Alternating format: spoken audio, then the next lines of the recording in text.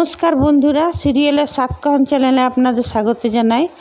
বন্ধুরা, আজকে আবার চলে এসেছি চিরসখা সাতকাহন নিয়ে। এখন দেখা যাচ্ছে যে অনন্যা হৃদয় বিদারক চিৎকার করে কাঁদছে। স্বাভাবিক, কোনো মা এমনিই কাঁদে, এমনিই হাহাকার করে। সে ঠিক আছে, ছেলের জন্য কষ্ট হচ্ছে, মা জন্ম দিয়েছে, মানুষ করেছে, কষ্ট হচ্ছে, সব ঠিক আছে। মানে যে অভিনেত্রী অভিনয় করছেন, প্লুটোর মায়ের দারুণ অভিনয় করছেন।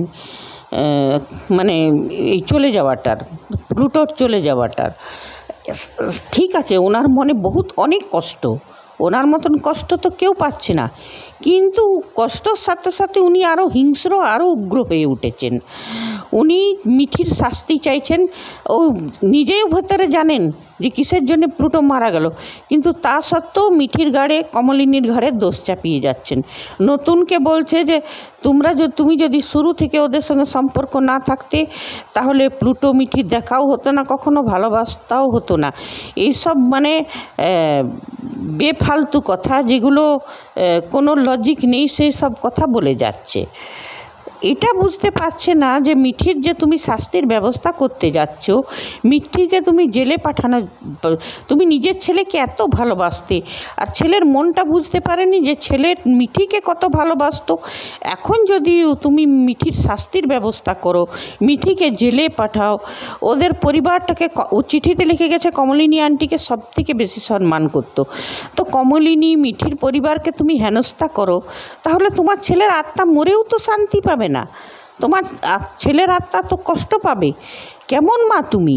হ্যাঁ, এইগুলো কি দেখাচ্ছে রাইটার্স মেকার্সরা, বুঝতে পারছি না। হ্যাঁ, আমরা ছেলেকে খুবই ভালোবাসি, সবারই সন্তান আছে, সবাই নিজের সন্তানকে খুব ভালোবাসে। তাই আমরা সন্তানের ভালো ভেবে সন্তানের অনেক কিছু মেনে নিই।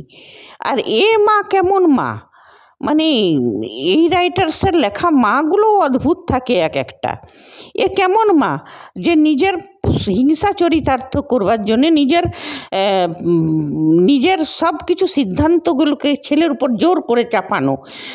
ওইটাই বলল সর্বজিৎ, যে যখন বলছে যে আমি ওকে মানুষ করেছি, আমি স্কুল নিয়ে যেতাম, আমি ওকে খাওয়াতাম, আমি ওকে সাঁতার শিখতে, তো এটা সব মাই করে, অনন্যা কোনো নতুন করেনি। হ্যাঁ, মানে সব কিছু আমি ছেলের জন্য করেছি, তার মানে এই নয় যে ছেলের মনের উপরেও আমি দখল করে নেব, মনের উপরেও অন্য থাবা বসিয়ে অন্য কাউকে ঢুকিয়ে দেবো। আর সেই কথাটাই সর্বজিৎ বুঝাতে চাইলো যে অনন্যা, তুমি করেছো, হয়তো আমি সেগুলো করিনি, কিন্তু আমি অনেক কথা শেয়ার করতে পারতাম। যখন থেকে ও বুঝতে শিখেছিল, আমি তোমার সঙ্গে যে কথাগুলো শেয়ার করতাম না, সেগুলো ওর সাথে করতাম। আর তোমাকেও অনেক কথা শেয়ার করতো না, ও সব আমাকে বলতো। মিঠিকেও খুব ভালোবাসতো, সেটা তুমি জানো। আর তুমি ওর মনের খানিকটা জুড়ে মিঠি ছিল, সব জায়গাটা জুড়ে মিঠি ছিল, আর সেইখানে তুমি থাবা বসালে। ঠিক আছে, মিঠির সঙ্গে তোমার সম্পর্কটা পছন্দ ছিল না, ভালো কথা, বিয়ে দিতে না, কিন্তু তুমি মৌকে কেন জোর করে ওর ঘাড়ে চাপাতে গেলে? আর সেই জন্যেই ও চলে গেল দুনিয়া থেকে। এদিকে নতুনও বলছে সেই কথাটাই, যে মিঠিকেও ভালোবাসতো। যদি মানছি মিঠির সাথে স্কুলে, ওরা তো একসাথেই স্কুলে পড়েছে, একসাথেই কলেজে পড়েছে, তো নতুন যদি নাও থাকতো, যার যেটা হবার সেটা তো হতোই। ভগবান তো এমনিভাবেই সবাইকে পাঠায়। যদি নতুনের সঙ্গে কমলিনীর পরিবারের সম্পর্ক না থাকতো, তাও প্লুটোর মিঠির যখন ভালোবাসা হবার থাকতো, সেটা কোনো ক্রমে হতো। সেটা তো অনন্যা বুঝতেই পারছে না। অনন্যা ওইটাই নতুন বোঝাতে চাইলো, যে তুমি মিঠিকে যদি বলেছিল আই লাভ ইউ, তো মিঠি সেটা রেগে গেছিল, রিয়াক্ট করেছিল, আর তুমি বলছো সেই অপমানে আমার ছেলেটা চলে গেল। যদিও মিঠিকে নাই ভালোবাসতো বৌদি, তাহলে তো ও মিঠির অপমানটা গায়েও মাখতো না, তাহলে ওর চলে যাবার কি ছিল? তাহলে আর আত্মহত্যা করবার কোনো কারণ ছিল না। মিঠির উপর ফিলিংস ছিল, মিঠিকে ভালোবাসতো, তবেই তো মিঠি যখন অপমানটা করলো, ঠিক আছে, সেই জন্যেই যদি গেছে, তার মানে সত্যি সত্যি ও মিঠিকে ভালোবাসতো। মানে এই মা, অনন্যার মতন মা, মানে কি বলবো, সাপের থেকেও বেশি খল এইসব মাকেই বলা হয় কালনাগিনী মা। এরা নিজের বাচ্চাকেও শান্তিতে থাকতে দেয় না। তো রাইটার্স মেকার্সরা, আর তারপরে হ্যাঁ, রিল এডিটিংয়ের ব্যাপারে আমি কথা বলছি এবারে।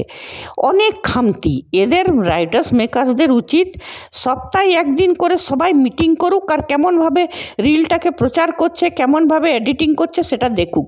কেন কি যেদিন দেখালো যে সকালবেলায় দেখালো যে প্লুটোর মৃতদেহটাকে সাজিয়ে গুজিয়ে সাদা কাপড়ে ফুল দিয়ে নিয়ে যাওয়া হলো, হ্যাঁ সাদা কাপড়ে ছিল সবাই, কিন্তু যখন যখন ফিরলো তখন কমলিনীর সেই রাতের পোশাক, রাতের সাজ পোশাক, মানে তার মানে কি যে আবার যে পরে বিউটি পার্লার থেকে অমনি এসে যে এলো, বর্ষার ওই মানটিকাটা ওইটাও সেমনিভাবেই ছিল, সেম সবাই একই পোশাকে রাতের বেলায় যে বিয়ের পোশাকেই ফিরলো।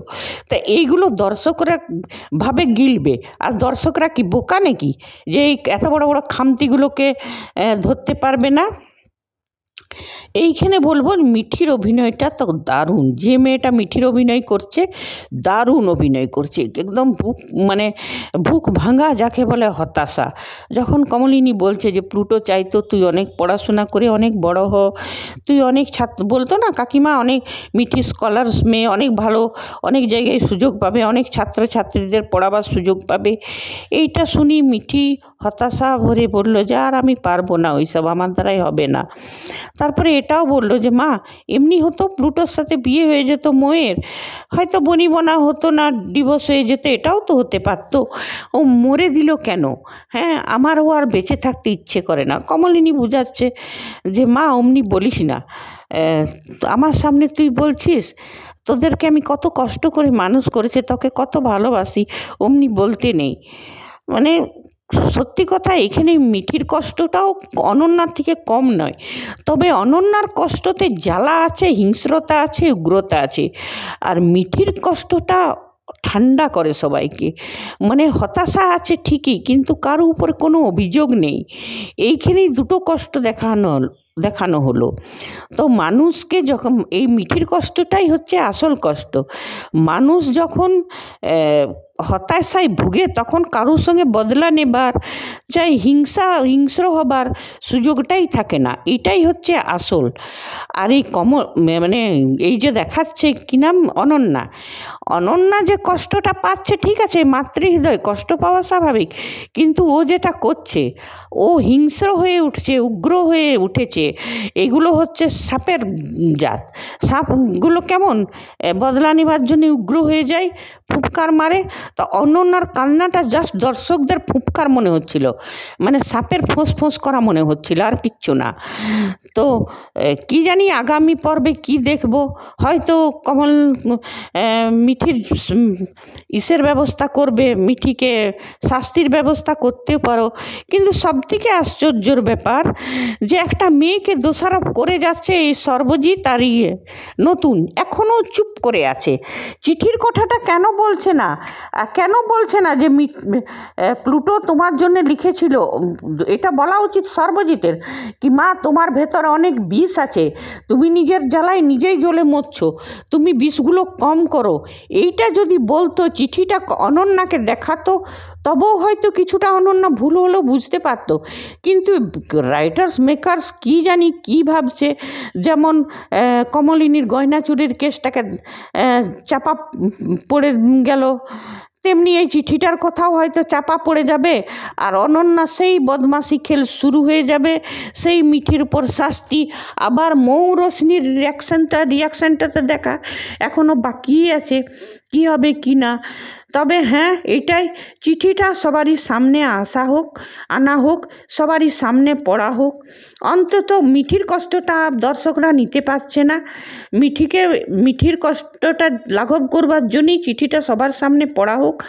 হ্যাঁ, আর মৌ অনন্যা এদের আসল চেহারাটা দেখাক, কেন কি যতদিন না চিঠিটা দেখাবে, সবারই সামনে না আসবে, ততদিন এই খেল চলতেই থাকবে, মানে অনন্যার এমনি অন্যায় খেলা চলতেই থাকবে, ও মিঠিকে দোষ দিতেই থাকবে, আর কমলিনীর পরিবারটাকে সাফান্ত করতেই থাকবে। সেই জন্যেই মেকার্স রাইটার্স এটা করুক যে ওর প্লুটোর চিঠিটাকে সামনে আনুক। আর বর্ষা এইটাকে কমলিনীর পরিবারের মধ্যে এই যে চাঁদু নিজের বউ নিয়ে একদম জেঁকিয়ে বসেছে, এইটাকে বার করুক। আর বর্ষা বুবলাইকেও সাথে ঘর থেকে বার করুক, কারণ কমলিনীর ঘরের অশান্তি দর্শকরা দেখতে দেখতে হাঁপিয়ে গেছে।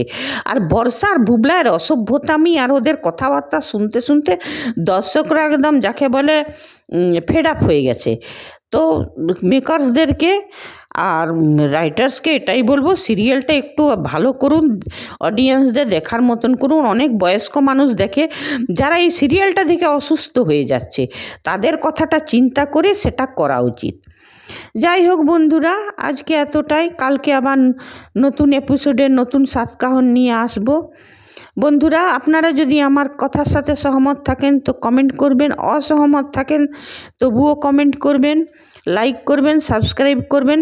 আর হ্যাঁ, ঋষি কৌশিকের সিরিয়ালটা আজ থেকে শুরু হবে, তো কাল থেকে আমি ভিডিও দিয়ে শুরু করব। আপনারা কে কে এক্সাইটেড সিরিয়ালটা দেখার জন্যে আর ভিডিও পাওয়ার জন্যে কমেন্ট করে জানাবেন।